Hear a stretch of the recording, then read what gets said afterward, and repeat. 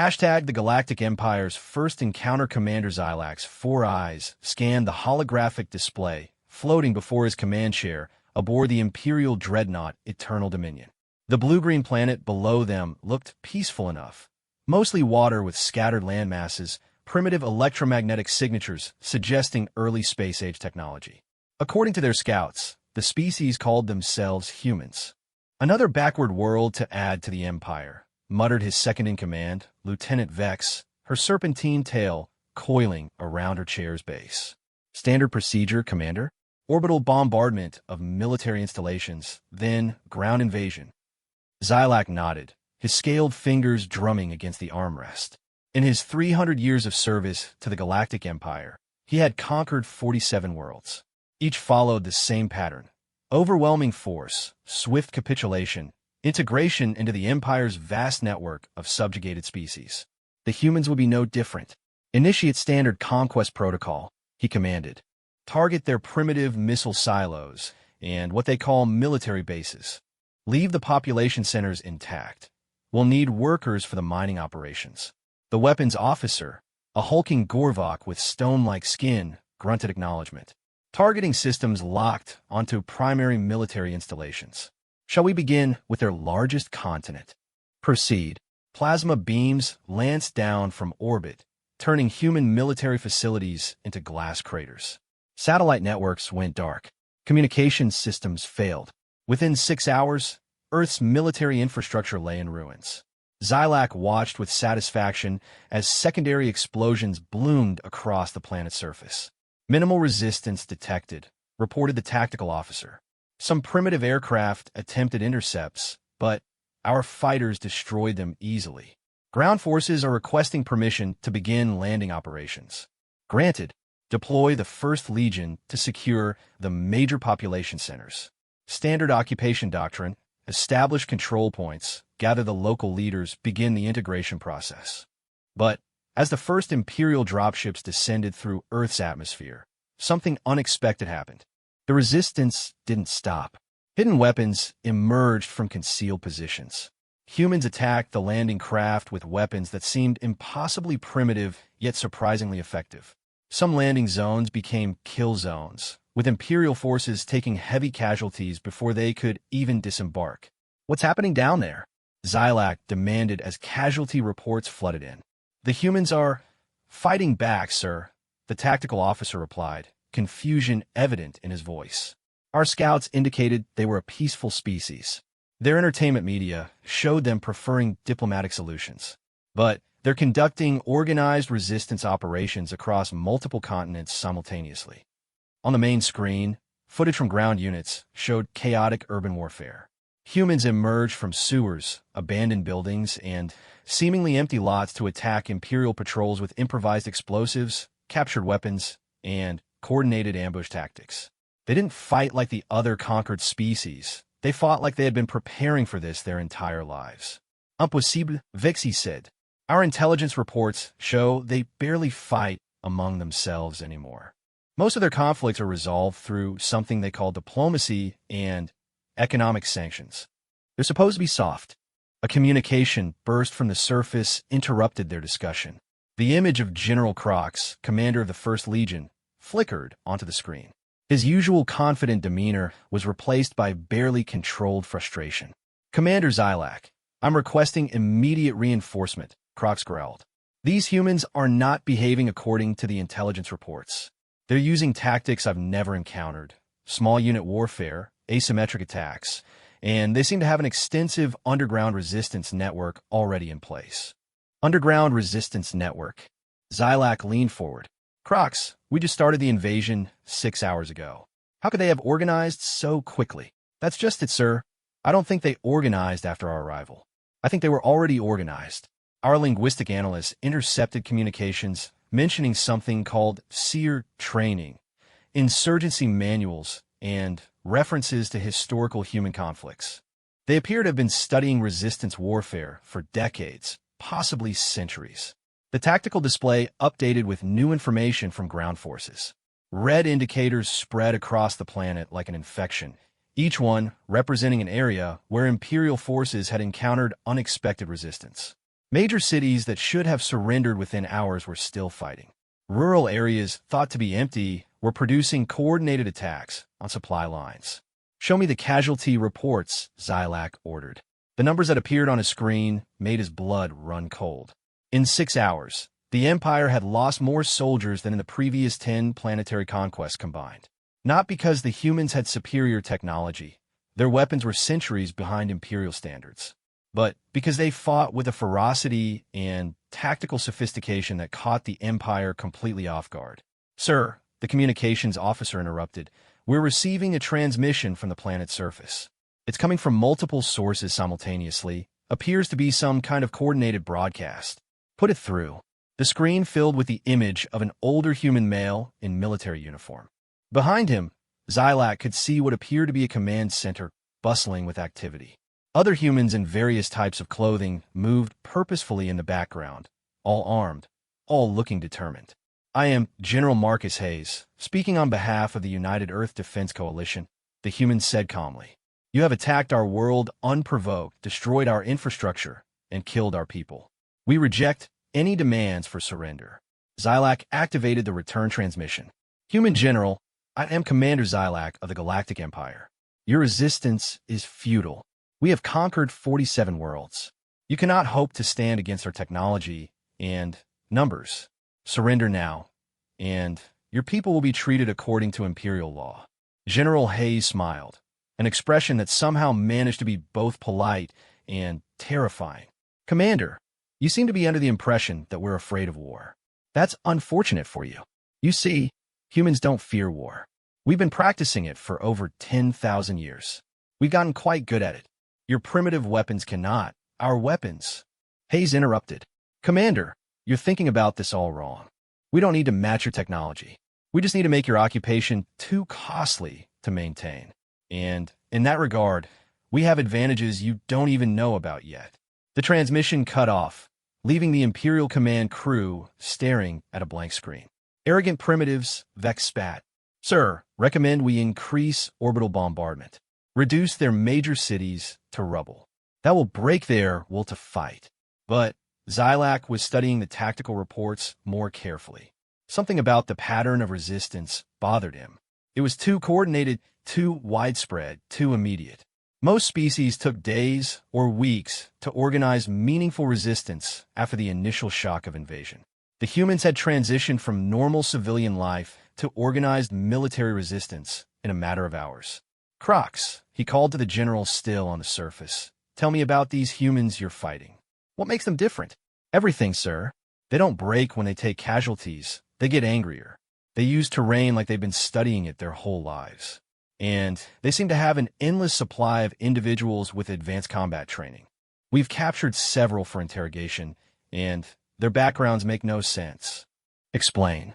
One prisoner claimed to be a school teacher, but fought with the tactical awareness of a veteran soldier.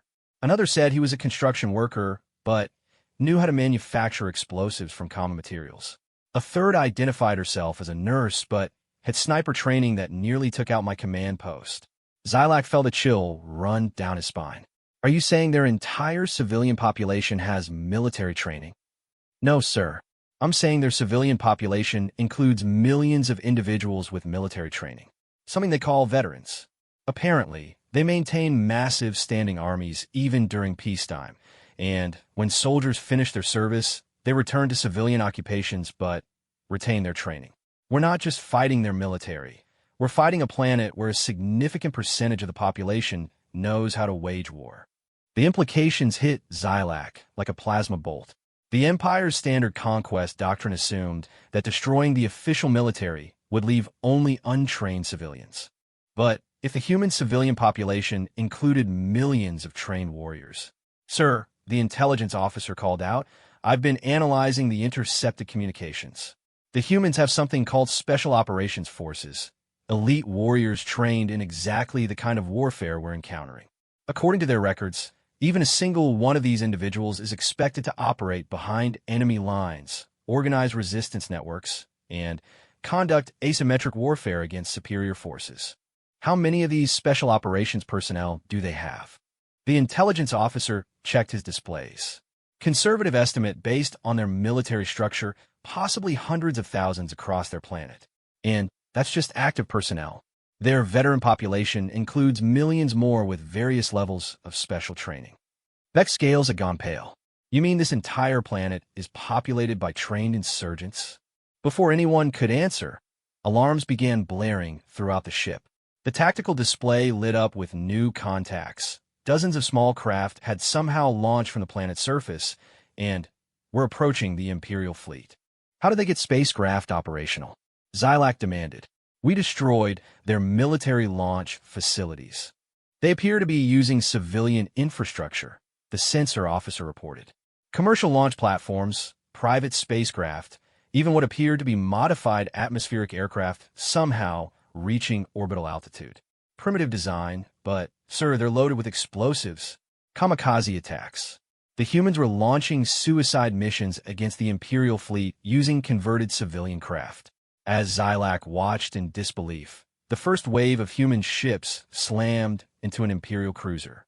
The explosions were small. Their primitive warheads barely scratched the cruiser's shields, but the psychological impact was enormous. They're actually attacking us in space, Vex whispered, with converted civilian craft. Who does that? The answer came from General Crocs on the surface. Humans do that. Sir, I've been reviewing their historical records during this brief respite. This species has been fighting wars continuously for their entire recorded history. Not just occasional conflicts, constant warfare. They've developed more ways to kill each other than the rest of the galaxy combined. They turned warfare into a science, then into an art form, then into a cultural obsession. What do you mean? They study war, sir. Their children play war games for entertainment. Their history classes focus on military campaigns. They write books about war, make movies about war, create elaborate simulations of war for recreation. They fought wars with sticks and stones, wars with chemical weapons, wars with atomic weapons. They fought in forests, deserts, mountains, urban environments, underwater, and even in space. Every environment their species has encountered, they figure out how to wage war in it. Xylac stared at the tactical display as more human suicide craft approached his fleet. In the space of a few hours, everything he thought he knew about conquest had been turned upside down. The Empire's doctrine was based on the assumption that most species were basically peaceful, with small warrior classes that could be eliminated through overwhelming force. But humanity appeared to be a planet-wide warrior culture that had simply chosen to live peacefully, and that choice could be revoked at a moment's notice. Sir, the communications officer interrupted, receiving another transmission from the surface. Multiple sources again. This time, the screen showed a different human, younger, wearing different clothing, but with the same dangerous calm in his eyes. This is Colonel Sarah Chun, United States Army Special Forces. You want to know what you're dealing with, alien commander? Let me explain. You've just attacked a species that spent 10,000 years learning how to wage war against itself. We got so good at it that we nearly drove ourselves extinct multiple times. The only reason we stopped was because we realized we needed to save some people to fight aliens like you. The transmission shifted to show multiple screens, dozens of different humans, each identifying themselves with titles that meant nothing to Xylac, but clearly indicated military specialization. Navy SEAL, Marine Force Recon, Army Ranger, Delta Force, Green Beret, Spetsnaz. The list went on. You see, Colonel Chun continued, while other species were learning to live in peace, we were learning to live with war. We created warriors so skilled that a single individual could destroy armies, so adaptable that they could fight in any environment, so determined that they would continue fighting long after any rational being would surrender. The transmission ended with a simple message that would haunt Xylac for the rest of his life. You wanted to conquer humanity. Now you got to find out why nobody else tried. As night fell across the human world below, Xylac realized with growing dread that the Empire had not invaded a planet of peaceful civilians. They had attacked a world of sleeping warriors who had just been awakened. And somewhere down there, those warriors were already planning their next move. Hashtag the Silent Hunter Master Chief Petty Officer Jake Ghost. Morrison had been underwater for 3 hours when the aliens invaded. He was conducting a routine training exercise with his SEAL team in the Pacific Ocean, 50 miles off the California coast. when the sky lit up with plasma fire. By the time he surfaced, the world had changed forever. The training submarine that was supposed to extract his team was gone, either destroyed or recalled to defend the mainland. His six-man team found themselves treading water, watching their planet burn from orbit. Most men would have panicked. Most men weren't Navy SEALs. "Skipper," whispered Petty Officer Martinez, floating beside him, "what's the play?" Jake studied the alien craft, moving overhead, sleek, predatory shapes that seemed to patrol the skies with mechanical precision. His team was armed with only their training weapons, suppressed rifles, diving gear, and enough explosive for the exercise. Against an interstellar invasion force, it should have been laughably inadequate. Should have been. "We do what we train for," Jake said quietly. Asymmetric warfare behind enemy lines. First objective, reach shore. Second objective, gather intelligence. Third objective, make them regret coming here. The swim to shore took 8 hours. By the time they reached the rocky coastline north of San Francisco, the alien invasion was 12 hours old.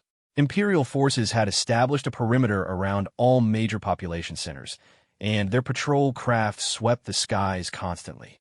Most resistance fighters would have tried to link up with organized military units or hidden in remote areas to plan their next move. Navy SEALs are not most resistance fighters. Jake led his team inland using techniques perfected over decades of special operations warfare.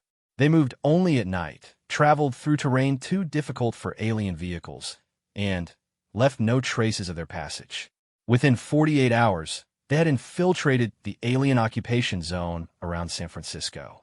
What they found there changed everything. The aliens had established their primary command center in downtown San Francisco, using the city's tallest skyscraper as a communication hub. Massive creatures in advanced armor patrolled the streets, while smaller craft provided air support. It was a textbook occupation setup: overwhelming force, centralized command, and constant surveillance. It was also exactly the kind of target SEALs had trained to destroy.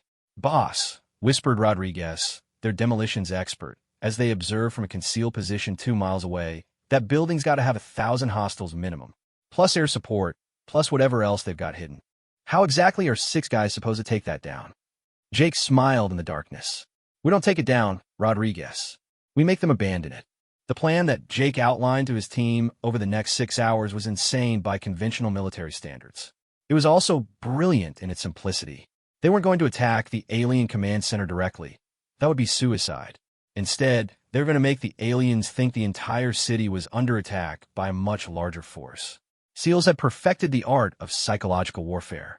A small unit, properly deployed, could create the impression of a much larger threat.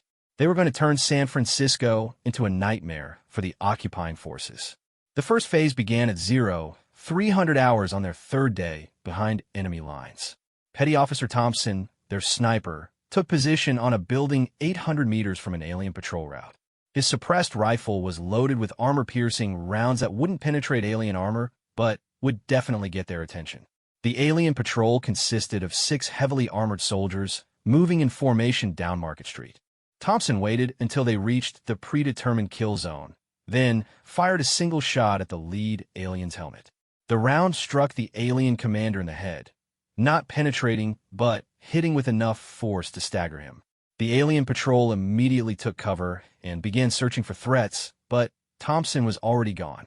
By the time they called in air support to sweep the area, he was 2 blocks away, setting up for his next shot.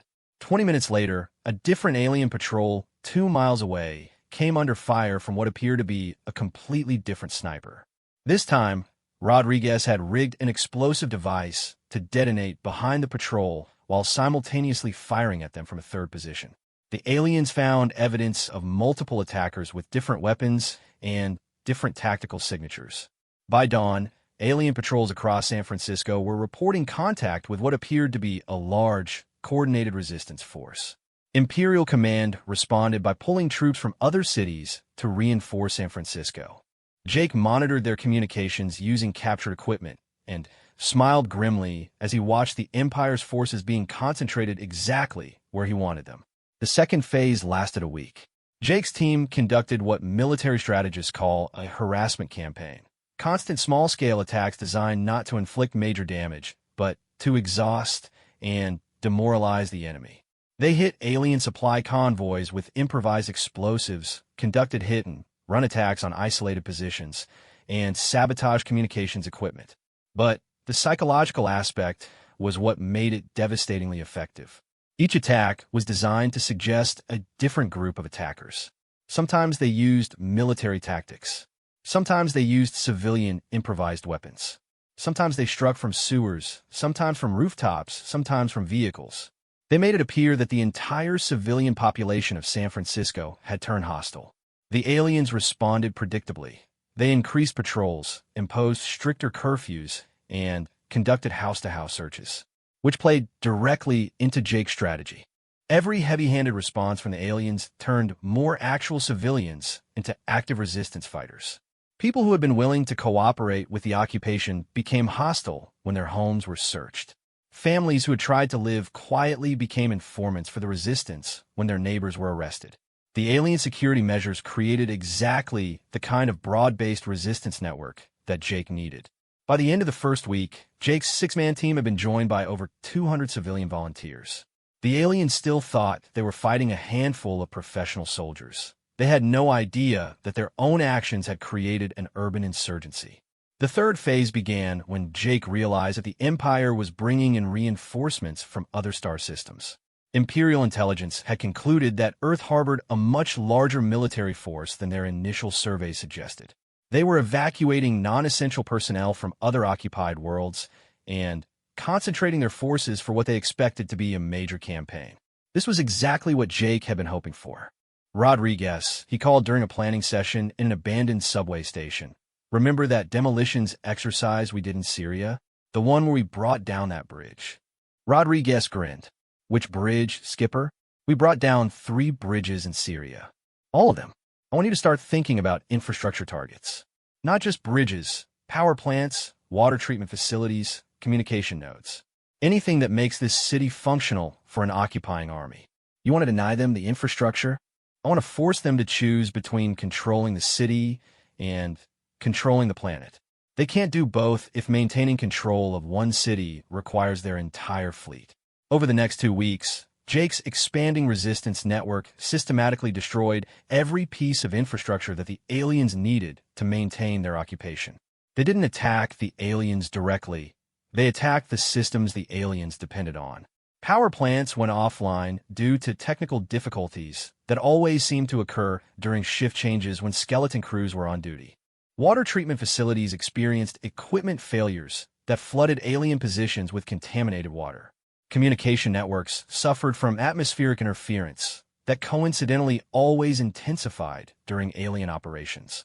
Each attack was surgical, precise, and designed to look like either an accident or the result of human equipment being incompatible with alien modifications. The aliens knew they were under attack, but they couldn't prove it. More importantly, they couldn't stop it without essentially destroying the city they were trying to control. The breaking point came when Jake's team infiltrated the alien command center itself. The operation took 3 weeks of preparation. Using intelligence gathered from captured aliens and turned collaborators, they mapped every level of the occupied skyscraper. They identified shift patterns, security protocols, and communication procedures. Most importantly, they discovered that the alien command staff followed rigid patterns based on their own cultural assumptions about hierarchy and protocol. Aliens, it turned out, were not paranoid enough. The infiltration began with Thompson posing as a maintenance worker in the building's lower levels. His modified diving gear allowed him to survive in the alien atmosphere they had pumped into the building, while his SEAL training let him move through the ventilation systems undetected.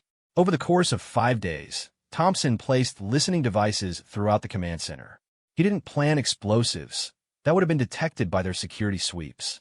Instead, he gave Jake's team complete intelligence on alien operations across the entire West Coast.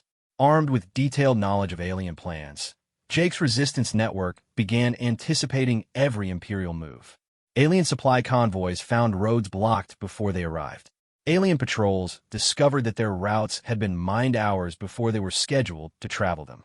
Alien communications revealed their plans to human forces who always seemed to be one step ahead. After 2 weeks of this, The alien commander in San Francisco sent a desperate message to his superiors. Request immediate evacuation. Enemy forces have achieved total information superiority.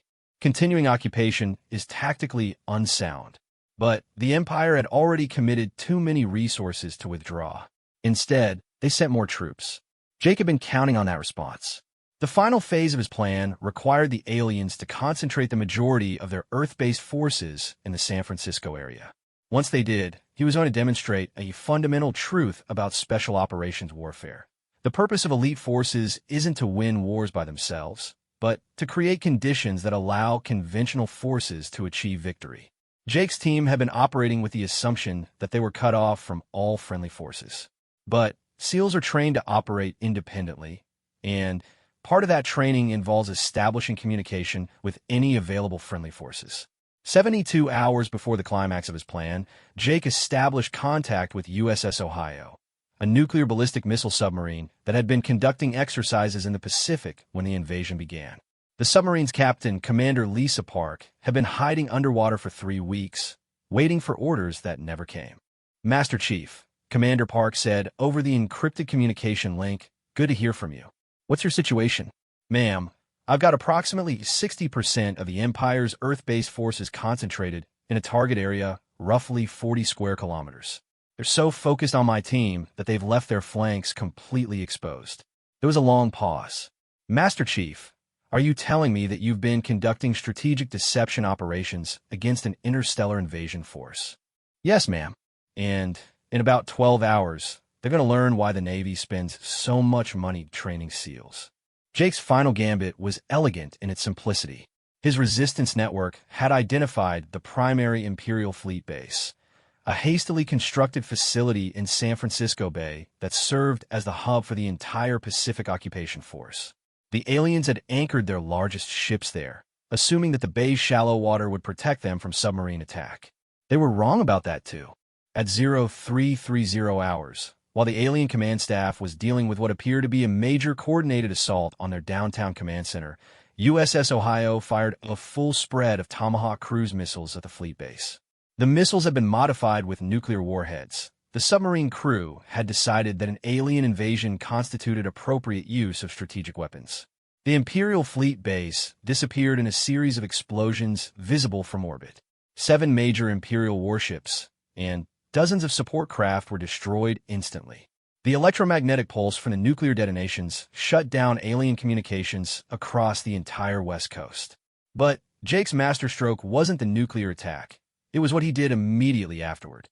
As the aliens reeled from the destruction of their fleet base, Jake's resistance network launched coordinated attacks across the entire San Francisco area. Not major attacks, just enough to convince the surviving alien forces that they were under assault by a massive human military force that had somehow remained hidden for weeks. The psychological effect was devastating. The aliens had spent a month fighting what they thought was a small resistance cell, only to discover that this small resistance cell could coordinate nuclear strikes and control enough territory to launch simultaneous attacks across a major metropolitan area. Imperial Command made the only logical decision available to them. They evacuated their remaining forces from San Francisco and concentrated them for a defensive operation in what they considered a more secure location, which was exactly what Jake had been planning all along. Because 6 Navy SEALs operating behind enemy lines hadn't just been conducting harassment operations. They had been gathering intelligence on every aspect of the alien invasion force. And now that intelligence was in the hands of every human resistance cell on the planet, as Jake watched the alien evacuation from his concealed position overlooking the bay, Rodriguez approached him with a puzzled expression. "Skipper, I still don't understand how this works. We're 6 guys with small arms. They've got spaceships and energy weapons. How does this end with us winning?" Jake smiled as he watched the last alien transport disappear into the sky. "Rodriguez, we were never supposed to win the war by ourselves. We were supposed to prove that humans can't be conquered by conventional means." Mission accomplished. Across the planet, similar scenes were playing out. Small units of Special Operations Forces, SEALs, Rangers, Special Forces, SAS, Spetsnaz, were demonstrating that occupying human territory required resources the Empire couldn't afford to commit. The aliens had made a fundamental miscalculation. They had assumed that conquering humanity would be like conquering any other species, defeat the military, occupy the territory, integrate the population. But humanity had spent 10,000 years developing unconventional warfare, specifically to counter conventional military superiority. Every human special operations unit was trained to turn enemy advantages into disadvantages, to make occupation more costly than withdrawal, and to prove that there is no force in a universe more dangerous than a human being who has decided to fight. Jake's team had been 6 men against an interstellar empire. That was all it took. Hashtag the Ghost Network Captain Elena Vasquez had been dead for 3 days when she received her new orders. At least, that's what the Imperial Death Squads thought after they executed her along with 24 other captured resistance leaders in the ruins of Mexico City. They had made a show of it. Public executions broadcast across the occupied territories to demonstrate the futility of resistance. The alien commander, a 7-foot-tall creature called Overlord Thrak, had personally overseen the proceedings. Elena's execution had been particularly theatrical. As a former Army Special Forces officer, she had been branded a priority terrorist and executed with enhanced plasma weapons designed to ensure no possibility of survival. The aliens had been thorough, DNA confirmation, medical scans, the works. According to every possible measurement, Captain Elena Vasquez was dead, which made her resurrection 3 days later somewhat problematic for Imperial security forces. Elena emerged from the rubble of a collapsed building 2 kilometers from the execution site, dirty, but very much alive. Her body had been retrieved by her resistance cell using techniques learned from decades of special operations training. Dummy corpses, staged deaths, and extraction protocols that could fool even advanced alien sensors. The psychological impact was immediate and devastating. Within hours, reports were flooding in from across the occupied territories. Executed resistance leaders were returning from the dead. The Ghost Network, as it came to be known, was operating on a scale that defied Imperial comprehension. But Elena wasn't thinking about psychological warfare as she made her way through the ruins of what had once been Mexico's capital. She was thinking about the intelligence data hidden in a shielded compartment in her equipment, data that would change the entire nature of humanity's resistance. 3 weeks earlier, Elena's team had captured an Imperial intelligence officer during a raid on an alien supply depot. Under interrogation, the officer had revealed something that stunned the human resistance. The Galactic Empire wasn't invading Earth because they needed the planet or its resources. They were invading because they were afraid of what humanity might become. The Empire, it turned out, had been monitoring human development for over 2 centuries. They had watched humanity evolve from a primitive agricultural species to a spacefaring civilization in record time. More importantly, they had studied human warfare and reached a conclusion that terrified them. Given time, humans would eventually pose an existential threat to the Empire itself. The invasion wasn't conquest, it was preemptive extinction. That knowledge changed everything. The human resistance wasn't fighting for freedom anymore. They were fighting for survival. And Elena intended to make sure that every human on the planet understood exactly what they were up against. Elena's resurrection had been carefully staged to maximize its impact, but it was only the beginning of her plan. As she made her way through the destroyed city, she activated a communication device hidden in her gear. The signal it transmitted was weak, designed to avoid alien detection, but it carried a message that would reach every human resistance cell on the continent. Phoenix Protocol is active. All units implement distributed command structure. Target designation, Imperial infrastructure. Objective, economic warfare. The Phoenix Protocol was Elena's masterpiece, a strategic doctrine she had developed during her years as a Special Forces officer. It was based on a simple principle. An occupying force can only maintain control if occupation is economically viable. Make occupation too expensive, and even the most powerful empire will eventually withdraw. But Elena's version of economic warfare went far beyond traditional guerrilla tactics. She understood that the empire's strength lay in its industrial capacity to support military operations across multiple star systems.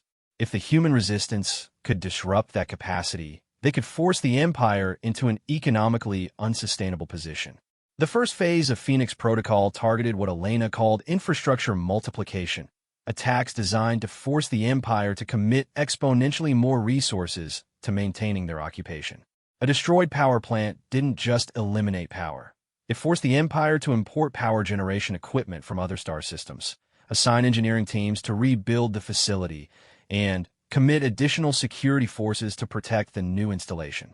Elena's resistance cells began implementing coordinated infrastructure attacks across all occupied territories.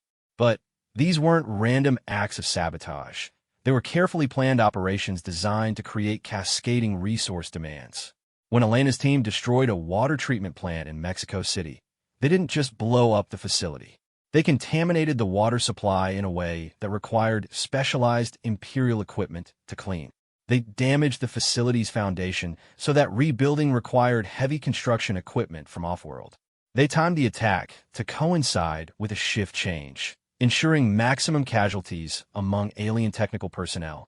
The result was that replacing one water treatment plant required the Empire to divert resources from 3 other star systems, commit an engineering battalion for 6 months, and permanently assign a full security company to protect the rebuilt facility. Multiply that by hundreds of similar attacks across every occupied territory, and the economic impact became staggering. But Elena's true genius lay in understanding human psychology. The Phoenix Protocol wasn't just about economic warfare. It was about proving to every human that they could fight back effectively. The resurrection of executed resistance leaders wasn't just psychological warfare against the aliens. It was inspiration for humans who had begun to believe that resistance was hopeless. Within 2 weeks of Phoenix Protocol's implementation, the character of the resistance changed fundamentally. Instead of scattered bands of survivors conducting desperate attacks, Elena's network had created a professional insurgency that operated with military precision. The second phase of Phoenix Protocol targeted what Elena called competency erosion, systematic attacks on the Empire's ability to maintain technical expertise in occupied territories. The Empire's military was designed for conventional warfare between technological equals. They were not prepared for the kind of asymmetric campaign Elena was orchestrating. Elena's cells began targeting alien technical personnel with devastating effectiveness. Not just killing them. That would have been simple terrorism. Instead, they captured alien engineers and forced them to reveal technical specifications for Imperial equipment. They kidnapped communications specialists and extracted encryption codes. They ambushed logistics coordinators and stole supply chain information. Each captured alien was interrogated using techniques developed over decades of special operations experience. The information they provided was then used to conduct increasingly sophisticated attacks on Imperial infrastructure. Elena's resistance cells began sabotaging alien equipment using the aliens' own technical manuals. The psychological effect on Imperial forces was catastrophic. Their technological superiority meant nothing if humans could predict their capabilities and exploit their weaknesses. Alien technical personnel began requesting transfers to other systems. Imperial commanders started hoarding their most experienced specialists rather than risking them in the field. Elena monitored these developments from her mobile command center, a converted subway train that moved constantly through the underground tunnels beneath Mexico City. She had learned from studying every insurgency in human history that successful resistance movements needed 3 things: sustainable logistics, reliable communication, and adaptable command structures. The subway system provided all 3. The tunnels allowed movement without detection by alien air patrols. The abandoned stations could be converted into weapons caches and medical facilities.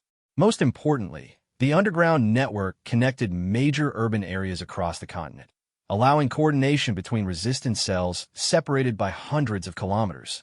But Elena's greatest advantage was something the aliens couldn't understand or counter: the human capacity for learning from failure. Every failed attack taught her network something new about alien tactics. Every captured resistance fighter provided information about Imperial interrogation techniques. Every defeated operation became training data for future missions. The aliens fought as if warfare were a science with fixed rules. Elena's network treated warfare as an art form that evolved constantly. They adapted their tactics daily, incorporated lessons learned from other resistance cells, and shared innovations across the entire network. The third phase of Phoenix Protocol demonstrated this adaptive capacity. Elena had noticed that Imperial forces relied heavily on predictable patrol patterns and standardized security protocols.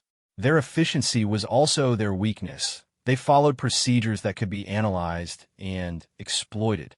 Elena's cells began what she called pattern warfare, systematically studying alien behavior and then exploiting their predictability.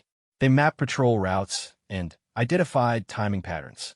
They analyzed communication protocols and learned to anticipate Imperial operations. They studied alien psychology and learned to manipulate their decision-making processes. The results were devastating for Imperial morale. Human resistance fighters seemed to anticipate every alien move. Patrols found ambushes waiting along their preferred routes. Supply convoys discovered that their destinations had been mined hours before their arrival. Communication networks were penetrated and used to spread disinformation that led alien forces into traps. Elena's masterpiece during this phase was the Battle of Mexico City, though calling it a battle was misleading. It was actually a carefully orchestrated psychological operation designed to convince Imperial Command that they faced a much larger force than actually existed. Using captured Imperial communication equipment, Elena's network began broadcasting false intelligence reports that suggested a major human military force was massing for an assault on Mexico City. The false reports included detailed tactical information that seemed authentic because it was based on real Imperial intelligence formats. Imperial Command responded by concentrating their forces in Mexico City and calling in reinforcement from across the region. Within 2 weeks, they had assembled the largest Imperial military presence on the North American continent. Elena waited until the concentration was complete, then executed the most audacious operation of the war. Instead of attacking the massed Imperial forces, which would have been suicide, Elena's network conducted coordinated attacks on every Imperial facility that had been stripped of defenders to reinforce Mexico City. In a single night, human resistance cells captured alien supply depots, communication centers, and command posts across 5,000 square kilometers of territory. By dawn, Elena's resistance network controlled more territory than they had held at any point since the invasion began. The Imperial forces in Mexico City found themselves isolated in hostile territory, cut off from supply lines, and surrounded by human forces that seemed to have materialized from nowhere. But Elena's true masterstroke came in how she handled the captured Imperial facilities. Instead of destroying them, her network began operating them. Using intelligence extracted from captured aliens and technical manuals stolen during previous operations, Elena's resistance fighters took over Imperial communication networks, logistics systems, and even some weapons platforms. They didn't just capture alien technology, they turned it against its creators. The psychological impact on Imperial forces was beyond devastating. They were now fighting an enemy that could use their own weapons, communication systems, and tactical doctrine against them. Human resistance fighters began broadcasting disinformation over Imperial communication networks. They used captured alien vehicles to conduct raids. They even began impersonating alien commanders to issue false orders. Elena monitored these operations from her command center, watching as the character of the resistance changed again. What had begun as insurgency was evolving into something unprecedented, a human military force that operated using captured alien technology, but retained human tactical flexibility. The Empire had never encountered anything like it. Their doctrine assumed that primitive species would be overawed by superior technology. They had no procedures for dealing with enemies who could steal their technology and use it more effectively than they could. The fourth phase of Phoenix Protocol was Elena's response to intelligence reports indicating that the Empire was preparing to escalate their military response. If conventional occupation wasn't working, they would resort to more extreme measures, potentially including the systematic destruction of human population centers. Elena's answer was to demonstrate that escalation would not achieve Imperial objectives. Her network began what she called deep infiltration, placing human operatives inside Imperial command structures using techniques that exploited alien psychological and cultural blind spots. The operation required unprecedented audacity.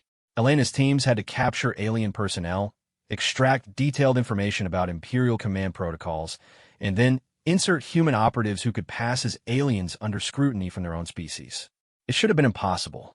But Elena had advantages that the Empire hadn't anticipated. First, Imperial forces included multiple alien species with different physical characteristics. A human operative with proper disguise technology could blend in among the diversity of Imperial personnel, especially in the chaos of military operations. Second, the Empire's command structure was based on rigid hierarchy and protocol. Once an operative was accepted at the appropriate level, questioning their authority was culturally unthinkable for subordinate aliens. Third, humans had spent millennia developing deception technologies and techniques. What had once been used for entertainment, espionage, and psychological operations could be adapted for infiltration of alien command structures. Elena's deep infiltration operations began with her most experienced special operations personnel. These were individuals who had spent decades learning to blend into hostile populations, assume false identities, and manipulate complex social structures. The first successful infiltration occurred when Master Sergeant Carlos Mendoza, a former Green Beret, managed to insert himself into an Imperial logistics command. Using advanced prosthetics and stolen alien equipment, he posed as a low-ranking alien logistics officer and spent 3 weeks gathering intelligence from inside Imperial headquarters. The information Mendoza provided revolutionized the Resistance's understanding of Imperial operations. Elena learned that the Empire was struggling with supply line problems across multiple star systems. Their invasion of Earth was straining resources that were needed for other military operations. Most importantly, there was growing political opposition within the Empire to the costly Earth campaign. Armed with this intelligence, Elena implemented the final phase of Phoenix Protocol, strategic patience. Instead of escalating their military operations, Elena's network began a campaign designed to maximize the economic and political costs of the Earth invasion, while demonstrating that no level of Imperial commitment would achieve quick victory. Her cells continued infrastructure attacks, but now they were precisely calibrated to force specific resource expenditures. When Imperial intelligence predicted an attack in one location, Elena's forces struck somewhere else entirely, proving that the Empire's intelligence was unreliable. When Imperial commanders concentrated forces to protect high-value targets, Elena's network ignored those targets and attacked less important facilities that required just as many resources to rebuild. The message Elena was sending was clear. The Empire could commit any level of resources to Earth, and the human resistance would adapt to make those resources inadequate. After 4 months of Phoenix Protocol operations, Imperial Command faced a stark reality. They controlled less territory than when the invasion began. Their casualties were mounting daily. Their resource expenditures were increasing exponentially, and the human resistance was growing stronger, more sophisticated, and more effective with each passing week. Elena received confirmation of Phoenix Protocol's success when her deep infiltration operatives reported that Imperial Command was receiving pressure from other alien governments within the Empire. The Earth campaign was consuming resources needed for other operations, and there's growing political opposition to what was being described as an unwinnable quagmire. But Elena's greatest victory wasn't military or political, it was psychological. The Phoenix Protocol had proved to every human that they could fight back effectively against any enemy, regardless of technological superiority. The resistance had evolved from desperate survival into confident warfare. As Elena reviewed the strategic situation from her command center, she realized that Phoenix Protocol had achieved something unprecedented in galactic history. A primitive species had fought an advanced interstellar empire to a stalemate using nothing but human ingenuity, adaptability, and determination. The aliens had superior technology, overwhelming numbers, and the resources of dozens of star systems. Humanity had something better, the absolute refusal to accept defeat. And Elena intended to prove that sometimes that's enough. #The Reckoning. Colonel Marcus Iron Sullivan had been in space exactly once before the invasion. A brief orbital flight during astronaut candidate training 15 years ago. Now he found himself commanding humanity's first interstellar military operation, leading a strike force aboard captured alien vessels toward the Empire's forward command base. The irony wasn't lost on him. 6 months earlier, Sullivan had been a simple Army Ranger Battalion commander stationed at Fort Benning. His biggest concern was training new recruits and maintaining readiness for conventional warfare. The idea that he would be conducting space operations against an interstellar empire hadn't even existed in the realm of possibility. But 6 months of warfare against the Galactic Empire had taught humanity something remarkable. Humans adapt, not just to new environments or technologies, but to entirely new concepts of warfare itself. Sullivan's strike force consisted of 47 former special operations personnel from 12 different countries, operating 6 captured Imperial vessels that they had learned to pilot through a combination of stolen technical manuals, interrogated alien prisoners, and what his engineering team cheerfully called aggressive experimentation. The mission was simple in concept, revolutionary in execution. Take the war to the Empire. For 6 months, humanity had fought defensively, proving that Earth couldn't be conquered through conventional means. But defensive warfare, no matter how successful, couldn't achieve ultimate victory. The Empire could always withdraw, regroup, and return with different tactics or superior numbers. Sullivan's mission was to prove that humanity wasn't just unconquerable. They were capable of taking the fight to the enemy's home territory. The strategic intelligence that made his mission possible had come from the most unlikely source, an alien defector. Subcommander Crix had been captured during a failed Imperial raid on a resistance stronghold in the Australian outback.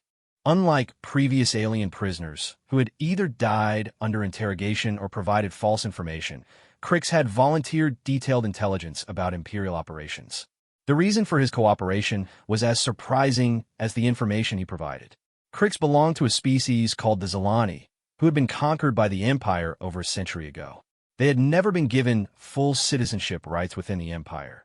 They were essentially a slave species used for technical labor and low-level military operations. Crix had been watching the human resistance with growing amazement.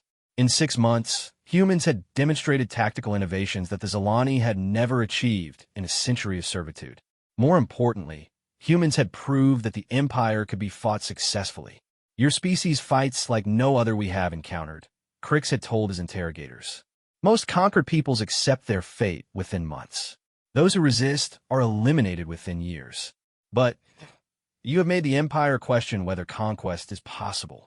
The intelligence Crix provided was strategically invaluable. He revealed the location of the Empire's forward command base, a massive space station orbiting a gas giant in the Alpha Centauri system.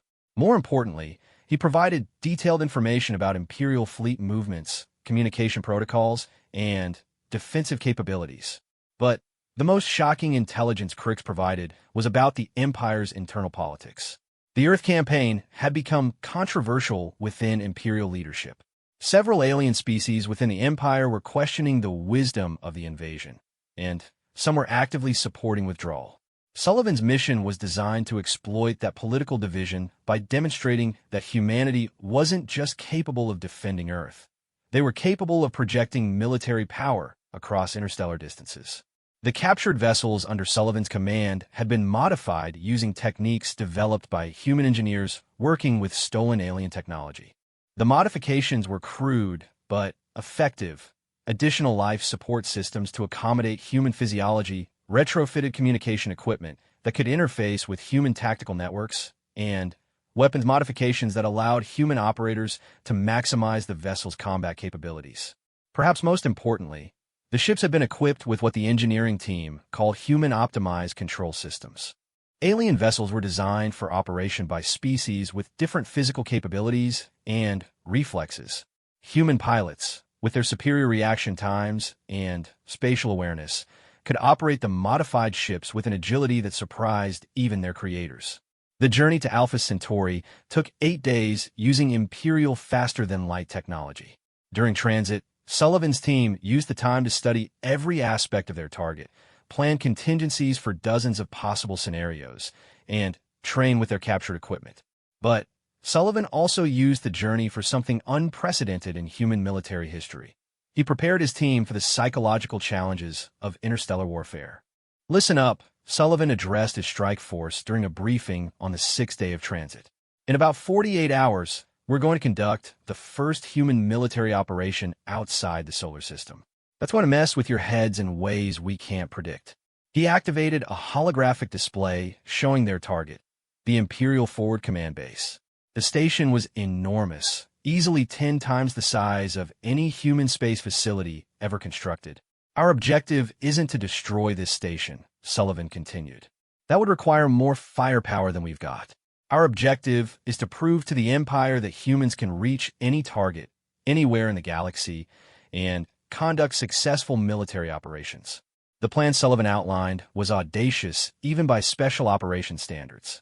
His strike force would approach the station using captured Imperial identification codes, board the facility during shift change when security was at its lowest ebb, and conduct 3 simultaneous operations.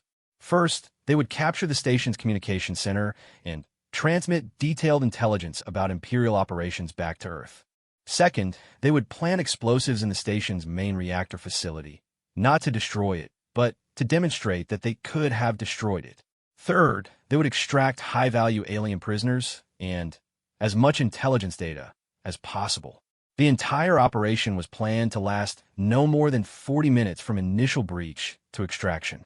"Sir," asked Lieutenant Commander Sarah Chun, a former Navy SEAL, "what's our extraction plan if things go wrong?"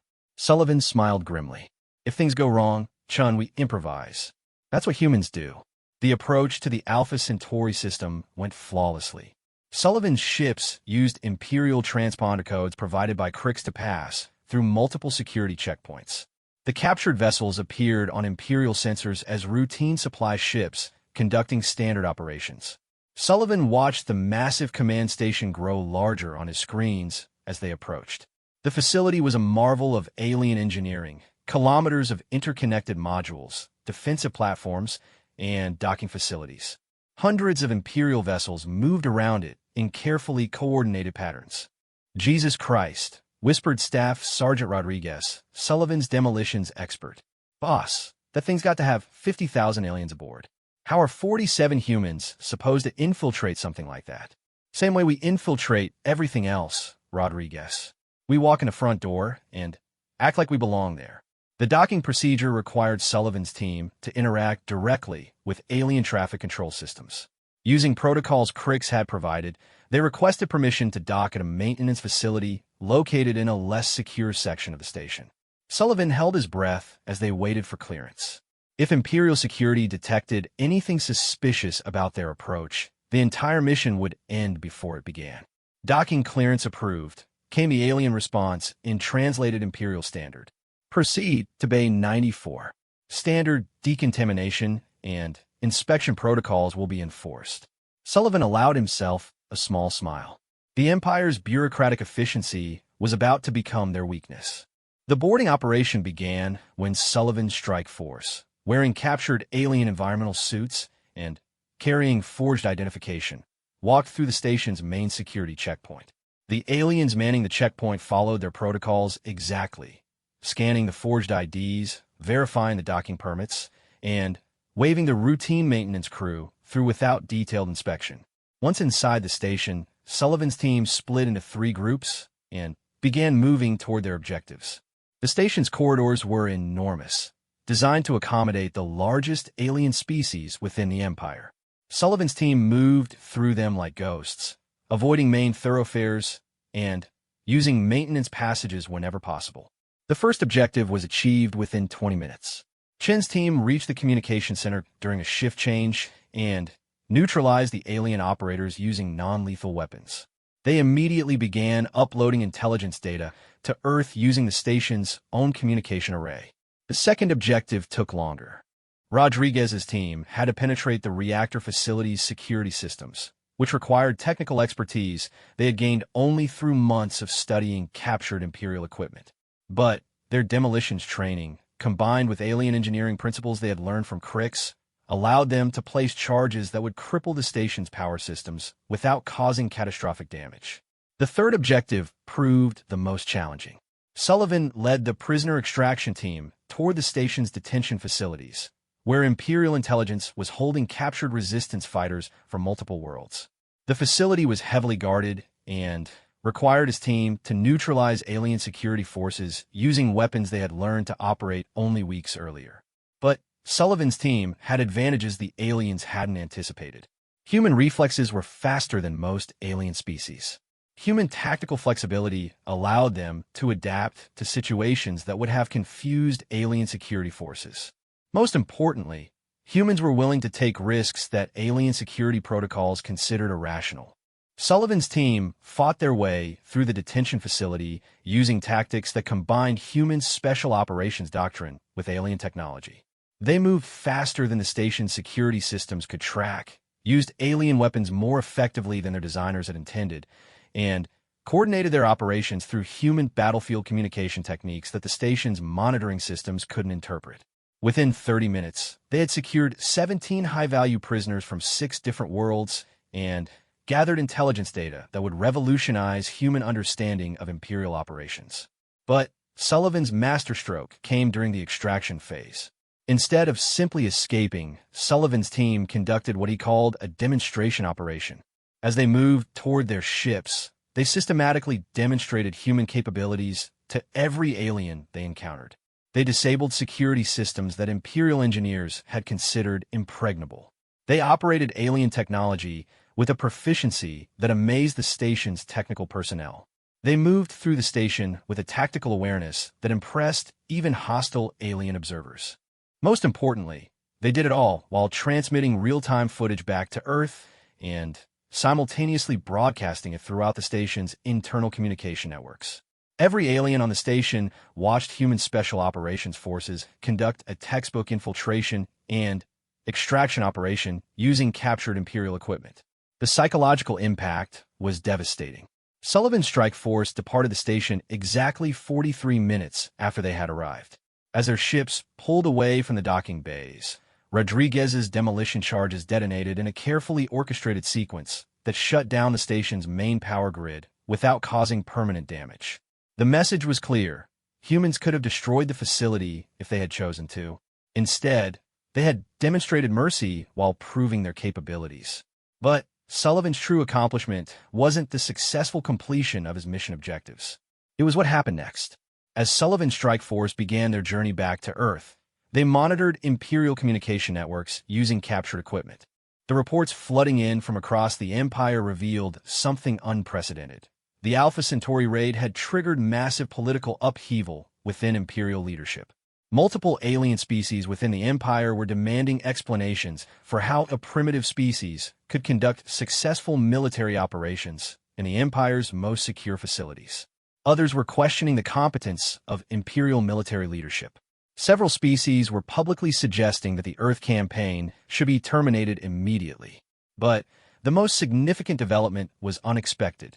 3 alien species within the Empire announced their intention to establish diplomatic contact with humanity. The Empire, it turned out, was not the monolithic entity it appeared to be. It was a coalition of conquered species held together by military force and political necessity. Sullivan's raid had proved that the Empire's military supremacy was not absolute, and that proof had emboldened species that had been suppressed for centuries. Sullivan received this intelligence as his strike force approached the solar system. He realized that his mission had accomplished something no one had anticipated. Humanity hadn't just conducted a successful military operation against the Empire. They had inspired rebellion within the Empire itself. "Sir," Chin reported for the communication station, "we're receiving a message from Earth Command. They're requesting an immediate briefing on our intelligence findings." "Tell them we'll have a full report upon arrival," Sullivan replied. "But give them this preliminary assessment. The Empire is not as stable as it appears. Our operations have demonstrated that resistance is possible, and other species are taking notice." Sullivan paused as he considered the broader implications of what they had accomplished. "Also tell them that humanity is no longer fighting just for Earth. We're fighting for every species that refuses to accept Imperial domination." The return journey to Earth took 9 days. During that time, Sullivan's team analyzed the intelligence they had gathered and prepared reports that would reshape human understanding of galactic politics. They had discovered that the Empire controlled dozens of species through a combination of military force and political intimidation. More importantly, they had learned that many of those species were actively seeking ways to resist Imperial control. Sullivan's raid had proved that resistance was possible, even against an interstellar empire. That proof was spreading throughout the galaxy like a virus, inspiring rebellion on worlds that had been peaceful for centuries. When Sullivan's strike force arrived at Earth, they found a world transformed. The success of their mission had been broadcast across every human communication network. The psychological impact on human morale was enormous. Humanity had taken the fight to the enemy's home territory and emerged victorious. But the strategic implications were even more significant. Earth's resistance leaders were already planning follow-up operations based on the intelligence Sullivan's team had provided. They were also preparing for something unprecedented: formal diplomatic contact with rebel movements on other worlds. Sullivan attended the strategic briefing where human leadership discussed the new galactic situation. The conversation was surreal: military officers and political leaders discussing interstellar diplomacy and multi-world resistance coordination as if such things were routine. "Colonel Sullivan," asked the Secretary of Defense, "based on your observations, what's your assessment of the Empire's military capabilities?" Sullivan considered the question carefully. "Sir, the Empire's individual forces are technologically superior to ours, but their military doctrine is inflexible, their command structure is bureaucratic, and their political cohesion is weaker than they want anyone to know." "Are you saying we could defeat them?" "Sir, I'm saying we already are defeating them. The question isn't whether we can win, it's whether we're prepared for what victory looks like." Sullivan gestured toward the intelligence reports his team had compiled. "The Empire is held together by the belief that resistance is futile. We've proved that belief is false. Every species in the Empire is going to be watching Earth to see what happens next." The Secretary of Defense nodded grimly. "And what do you think should happen next, Colonel?" Sullivan smiled. "We keep proving that humans don't fear war, because apparently that's something the galaxy needs to learn." As the briefing concluded, Sullivan reflected on how much had changed since the invasion began. Humanity had started as the victims of an unprovoked attack by a superior enemy. They were ending as the leaders of a galactic resistance movement that threatened to reshape the balance of power across multiple star systems. The Empire had intended to eliminate humanity before they could become a threat. Instead, they had turned humanity into exactly the threat they had feared. #The price of victory. Admiral Sarah Chun stood on the bridge of the UES Defiance, Earth's first human-designed starship built using captured Imperial technology, and watched the end of an empire. Through the massive viewports, she could see the final battle for the Imperial capital unfolding across 3 star systems simultaneously. It had been 18 months since Colonel Sullivan's raid on Alpha Centauri had triggered the Galactic Uprising. 18 months of humanity transforming from a single besieged world into the military backbone of an interstellar rebellion that now included 47 different species across 19 star systems. The irony was profound. The Empire's attempt to eliminate humanity before they became a threat had created exactly the threat they had feared, multiplied across dozens of worlds, and backed by species who had been waiting centuries for someone to prove that the Empire could be defeated. "Admiral," reported Commander Martinez from the tactical station, "the Zalani fleet reports they've secured the outer defense perimeter. The Nextry ground forces have established beachheads on 3 of the capital worlds, and the human strike teams have successfully infiltrated the Imperial command complex." Shin nodded, her attention focused on the strategic displays that showed the scope of the operation. After 18 months of careful planning, the combined rebel fleets had finally achieved what most military strategists considered impossible. They were conducting a simultaneous assault on the Empire's core systems while maintaining defensive positions across their own territories. The operation, designated Final Truth, represented the culmination of everything humanity had learned about warfare since the invasion began. It wasn't just a military campaign. It was a demonstration to every species in the galaxy that the age of Imperial dominance was ending. But Chen understood something that many of the rebel commanders didn't. Military victory was only the beginning of their challenges. The real test would come after the Empire fell, when dozens of species with different cultures, technologies, and political systems had to build something better to replace it. "Ma'am," called Lieutenant Thompson from the communication station, "we're receiving a transmission from Master Chief Morrison's team inside the Imperial Command Complex." Chen had been following Morrison's mission with particular interest. The same Navy SEAL who had turned San Francisco into a nightmare for the Empire's occupation forces was now leading a joint human-alien special operations team in the most audacious mission of the war, the capture of the Imperial High Command. "Put him through." Morrison's face appeared on the main screen, streaked with sweat and alien blood, but wearing the same dangerous smile Chen remembered from their first meeting 18 months ago. "Admiral, package secured. We have 6 members of the Imperial High Command in custody, including Overlord Supreme, Thrak himself. Downloading their strategic databases now. Casualties? 3 wounded, none serious." The aliens fought like they expected to win right up until the moment they realized they'd lost. It's almost sad, watching them try to comprehend that their 1,000-year empire just ended in 18 months. Chun felt a moment of sympathy for the defeated aliens, but quickly suppressed it. The Empire had chosen to wage a war of extermination against humanity. The consequences of that choice were their responsibility. What's the situation with the other objectives? Captain Vasquez reports Phoenix Protocol is still in effect across all liberated systems. The Imperial infrastructure is being systematically captured rather than destroyed. We're going to need it for reconstruction. And Colonel Sullivan's deep strike teams have secured the Imperial fleet yards in the Vega system. Chen studied the tactical displays, watching as green indicators replaced red ones across the galaxy. After 18 months of warfare, the combined rebel forces controlled more territory than they had ever liberated in human history. But Chen had learned enough about galactic politics to know that controlling territory was easier than governing it. "Morrison, any indication of Imperial forces regrouping for counterattack?" "Negative, ma'am. According to the capture intelligence, most Imperial military units are requesting surrender terms rather than reinforcement orders. Turns out fighting an enemy that refuses to stay conquered is harder than they expected." The comment brought a grim smile to Chen's face. The Empire's military doctrine had been based on the assumption that conquered species would accept defeat once they faced overwhelming force. They had no procedures for dealing with enemies who treated defeat as a temporary setback and used every loss as education for future victories. Humanity had turned warfare into a learning process. Every tactical failure had generated improvements in technique. Every captured alien had provided intelligence for future operations. Every defeated operation had become training data that made subsequent missions more effective.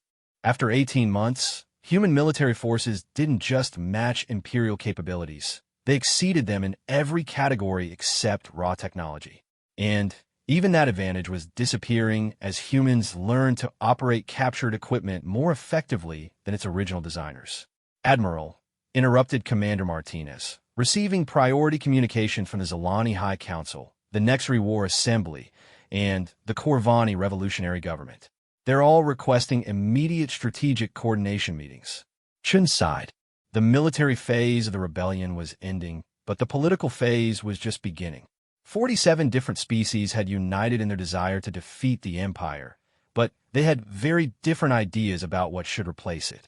The humans had become the de facto leaders of the rebellion, partly because of their military effectiveness, but mostly because they were the only species that seemed capable of coordinating operations across multiple star systems while maintaining coherent strategic objectives.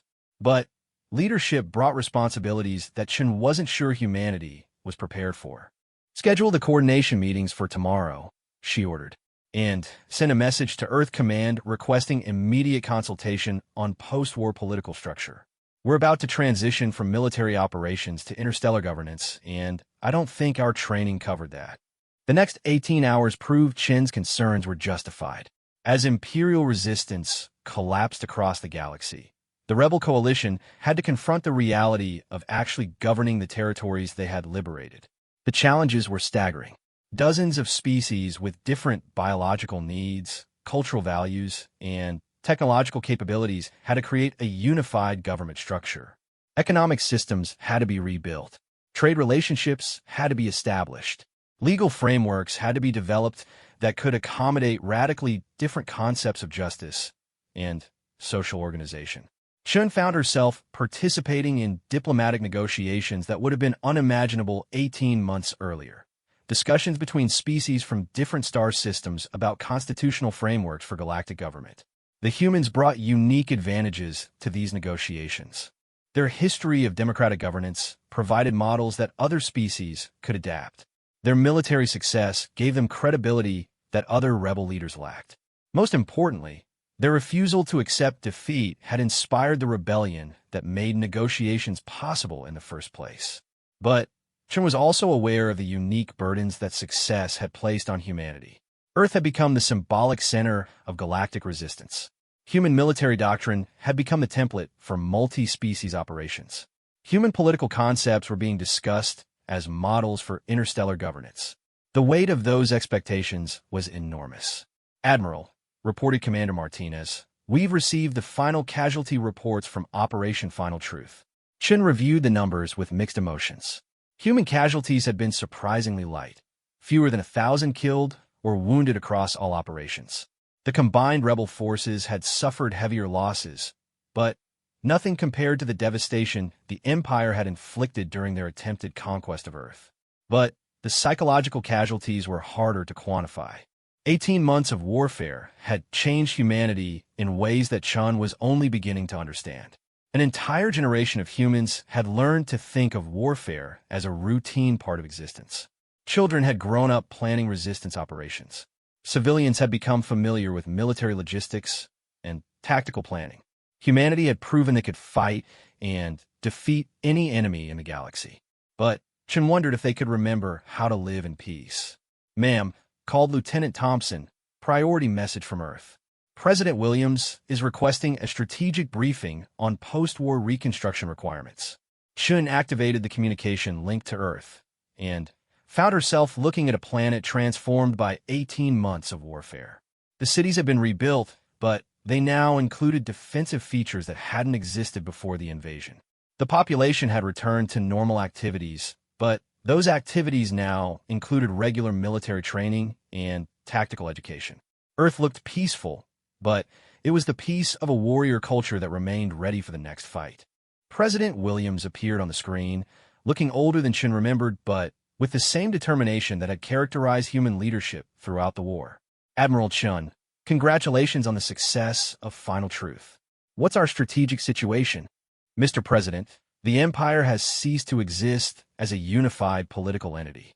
Imperial military forces are surrendering or defecting to the rebel coalition. We've captured most of their strategic infrastructure intact. From a military perspective, we've achieved complete victory. And from a political perspective," Chun hesitated. "Sir, we're facing challenges that no human government has ever dealt with. We're being asked to help establish governmental structures for dozens of species across multiple star systems. Our allies expect us to provide leadership for a galactic civilization that includes billions of beings we barely understand." President Williams nodded grimly. "Admiral, 18 months ago, our biggest concern was whether we could survive an alien invasion. Now we're being asked to help govern an interstellar civilization. Are we prepared for that responsibility?"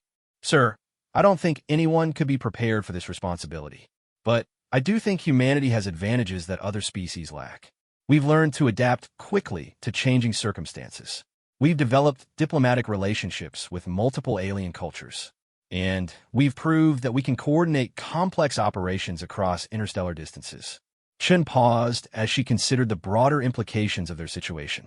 "More importantly, sir, we've demonstrated something that may be unique in galactic history. We're willing to fight for principles rather than just survival or conquest. The other species in our coalition joined the rebellion because they wanted freedom from imperial domination. But humans fought for something more, the right to determine our own destiny. Are you saying that gives us a special role in post-war governance?" "I'm saying it gives us a special responsibility. We started this rebellion because we refused to accept that conquest by superior force was inevitable. Now we have the opportunity to prove that civilizations can be built on cooperation rather than domination." The conversation was interrupted by urgent reports from across the galaxy. The final Imperial strongholds were surrendering, and rebel forces were securing strategic assets that would be crucial for reconstruction efforts.